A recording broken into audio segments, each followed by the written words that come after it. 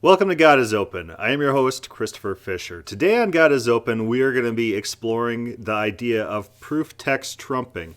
And proof text trumping is in which you're talking about a text, you're talking about a specific passage, and you might be talking about, maybe it's Genesis 6, and you say, oh, look, here's God, and he looks, and he sees the wickedness of man, he repents, he says he repents, the narrator says he repents, and this repentance stirs him to action, and the action is destroying all the people which he has previously seen in the text become wicked.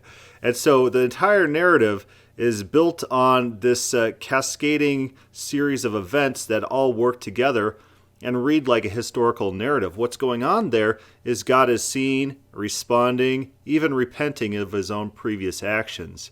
This is meant to be taken as a historical narrative of what's going on there, and that's what it reads like. There's no room for God's outside of time. God knows the future, every single detail of it. That wasn't in the mind of the writer of Genesis, and you see that how it plays out. If you remove those elements, if you make it that God's outside of time, that God knows the entire future, or that God controls everything, the narrative just falls apart. It doesn't make sense on its own.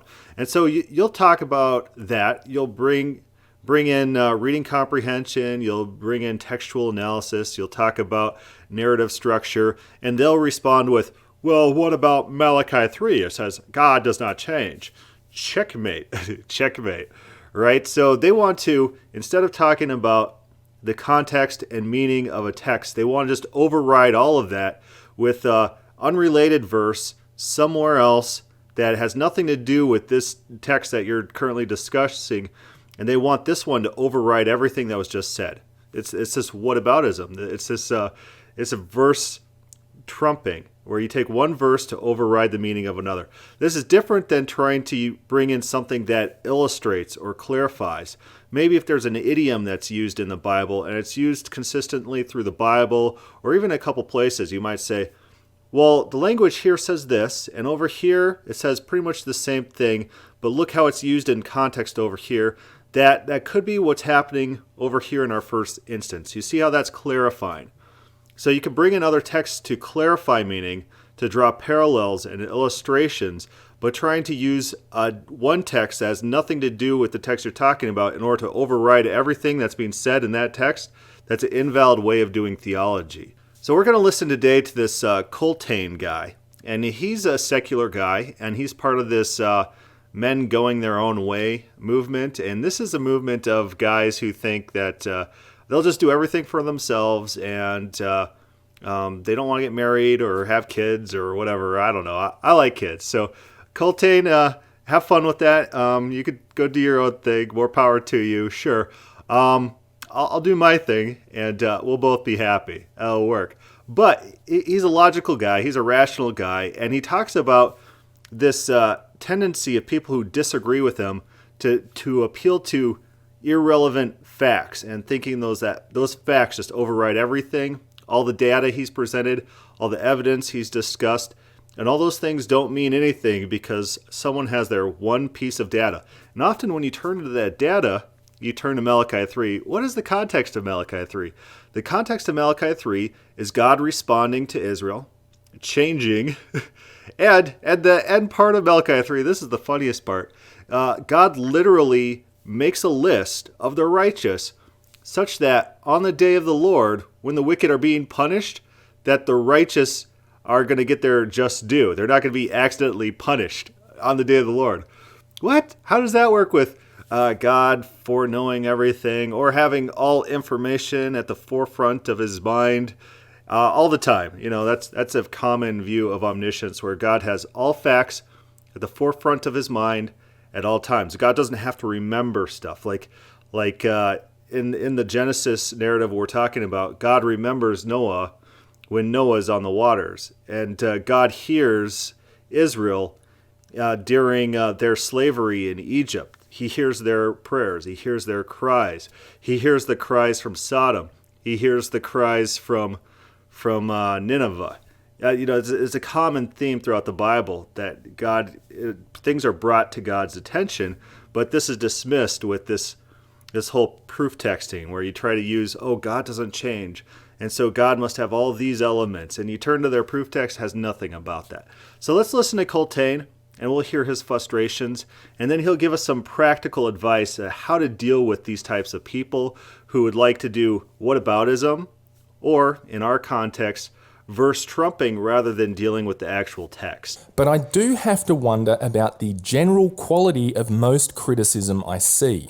So much of it boils down to what I like to call whataboutism. It doesn't address any of the points raised in the video. It doesn't bring any great new insights to the topic. It doesn't even seem to be true once the actual evidence is examined.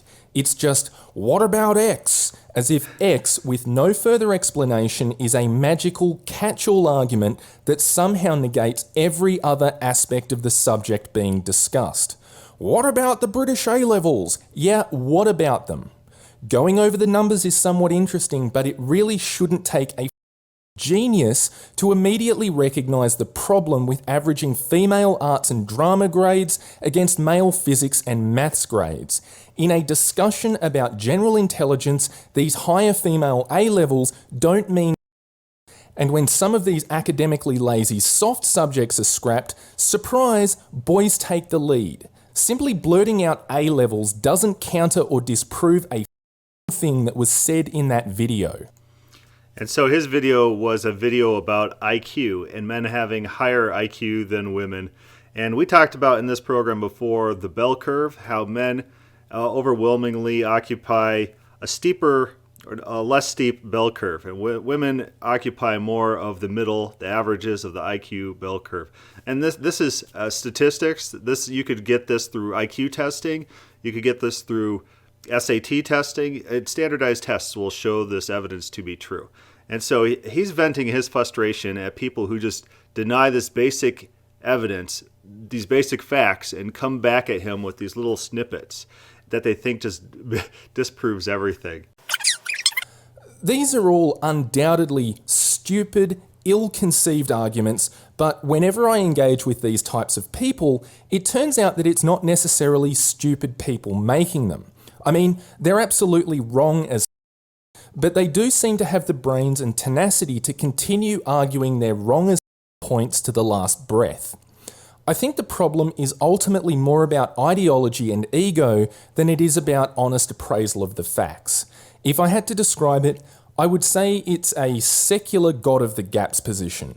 This kind of whataboutism is basically a desperate attempt to find any gap in the evidence they can to shoehorn their current belief system in and maintain their status quo position.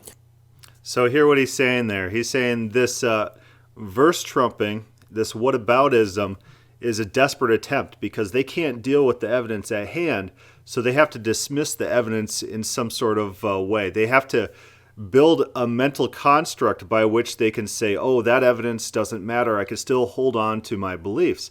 This is a feature of cognitive dissonance, where people invent mechanisms to cope with evidence that doesn't fit the framework which they operate in. I mean, just look at this guy. Checkmate, bigots. Honestly, think about that for a second. What kind of guy would unironically write that in his very first single-sentence comment about girls on average doing better at the A-levels? Well, I would guess a guy whose mind is already made up and thinks he's won an argument without actually addressing any of the points that were brought up in the video he's commenting on, and without any corroborating evidence to show how this A-level performance is actually calculated. I mean, this guy doesn't give that even a cursory assessment of the A-levels shows massive gender disparities across academically rigorous and academically lazy subjects, which renders it completely useless for coherently assessing general intelligence between the genders. He doesn't care because in his head, he has already won the battle and the war before it even started. This one little factoid he's desperately clinging to, which ironically commits the exact same fallacy as the long-debunked gender pay gap, this little factoid is his God of the gaps that somehow invalidates literally everything else that we know about male versus female intelligence. IQ results, gender participation in mentally rigorous STEM fields, patent filings, esports, and even other more rigorous student assessments like the SATs, which, unlike the A-levels, don't skew their results by including grades from drama class. But he's got his one little factoid that he's sticking to, which in his head proves that he's right and the whole rest of reality is wrong. If the world's round, then how come I don't roll down the side and fall off into space? Checkmate, Galileo. I guess the real question is, though, what do you do about these people and how do you adequately address their whataboutisms? The way I see it, it's kind of an economic trap. These whataboutisms are seemingly simple, often only a sentence long, but ultimately take way more than a single sentence to unravel and address point by point. And it usually results in a completely fruitless exchange anyway. Very few disagreements are ever actually resolved, especially when you're talking with disingenuous ideologues who've already made up their mind no matter what. And we've talked about shotgun proof texting in this program before, where a Calvinist or whoever will throw out like 20 different verses, and they'll just pretend all those verses mean what they say. And of course, my strategy is to say, okay, we're going to deal with the first proof text there. If that doesn't say what you just said it says, then we'll just take it for granted that the rest of them don't either, because you're not being an honest proof texter. If your very first proof text, the one that should be the strongest proof text, if that doesn't say what you want it to say, that you're claiming it says, all your other proof texts are wrong too. So don't waste your time going to every single proof text. They're not honest people. And what they're trying to do is they're trying to sap your time and waste all your time at dealing with those. And they want to present this false picture that they actually know the Bible, they're quoting the Bible, they understand the Bible, and it's false. And all you have to do to show it's false is just go over the one of the proof text, their first one. And in that sense, in that way, you also show that you're not cherry picking. You're picking their first one, the one they chose to lead with, and then covering that. It shows not only are you not cherry picking their weakest evidence, but they're the ones who are just assuming everything onto the Bible. And they're the ones who don't understand the Bible. They're the ones who don't understand what they're doing. But let's hear this Colttaine guy and see what he says to do about these whataboutisms. You may just be thinking, why even bother with these people? And if I'm being honest, I can't help it. Sometimes sanctimonious retards like this just get under my skin, and, that's my own fault for losing my cool and wasting time on them. But frankly, as long as you're putting any ideas out into the public space, I'm not sure you can actually avoid these people, because these kind of retards actually seem to represent the majority of critical discourse. It really struck me while I was watching the Jordan Peterson-Kathy Newman debate. The unfortunate fact is that if Peterson wants to get on national television and lay out the scientific facts of human behavioural biology, that invariably necessitates dealing with a television host like Kathy Newman or someone else just like her. Now, to be fair, I think Peterson did the best he could with what he was dealt, but it kind of highlights why I don't like debates and why I think they are just a really terrible platform for exchanging or challenging ideas. Put yourself into Peterson's shoes. You're in the middle of explaining some trait about human nature, like the scientifically observable gender differences in agreeableness, one of the 5-factor personality traits. And Newman interrupts saying, well, that's a bit of a generalisation.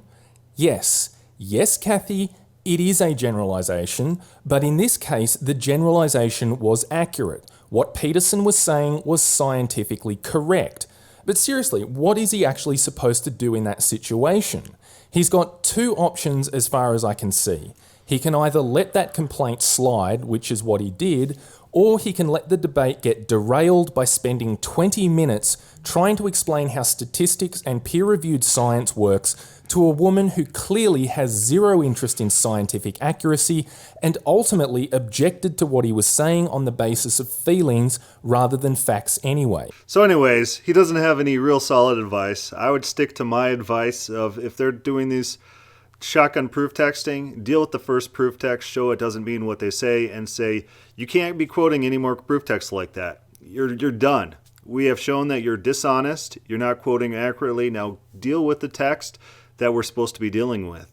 and get them back on track. And don't, the Will Duffy, Matt Slick debate. Matt Slick always wanted to go off and waste time about non-issues rather than debating the real issues. And it's this bad strategy you can't let people do, and you can't fall into that trap.